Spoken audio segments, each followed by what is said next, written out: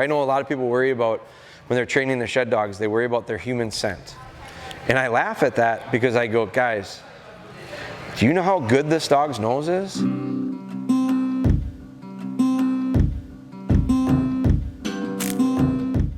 You can take a tablespoon of sugar. You can put it into an Olympic-sized swimming pool. Were the Olympics, I didn't watch the Olympics, but was there swimming in the Olympics this year?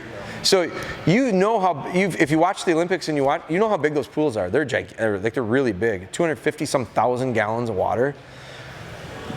You could take a tablespoon, like a little tablespoon, put that sugar in that water and dilute it. You could have two pools next to each other. One has a tablespoon of sugar, one doesn't. You can walk the dog to the two pools of water and it'll tell you which one has sugar in it. That's how strong their noses are. A drug dog with a, you know what gasoline smells like what it'll do to your nose, it'll burn it. You can take a bag of dope, you can wrap it up and seal it, you can put it in a gas tank of a vehicle, and you can drive past a drug dog, and the drug dog will alert. They can smell the dope inside of there through all that stuff.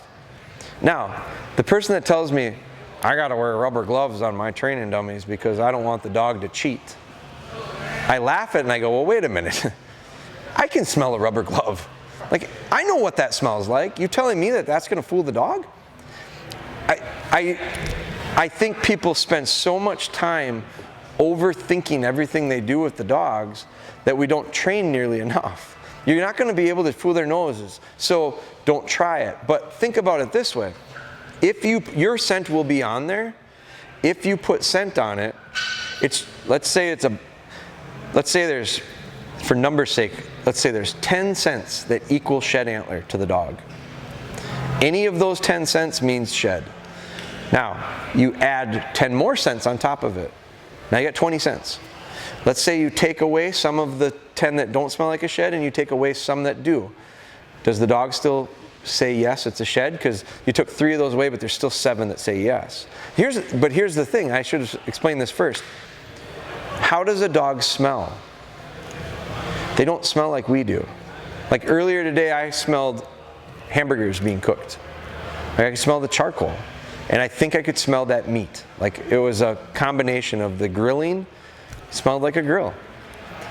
My dog smelled the beef, the wrapper that the beef came in, the salt and pepper that was sprinkled on it, the charcoal, the lighter fluid that was on the charcoal, the grease that was from somebody cooking chicken last week on that grill. They smelled all of that and they smell it separately. Unlike us, so my wife, if she makes vegetable soup, I smell vegetable soup. The dog smells peas, carrots, the water, all that stuff separate.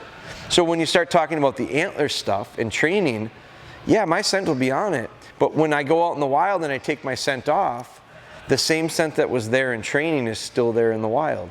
And not all of it probably, but some of it. And that's the key for the dog to hone in from a scenting standpoint.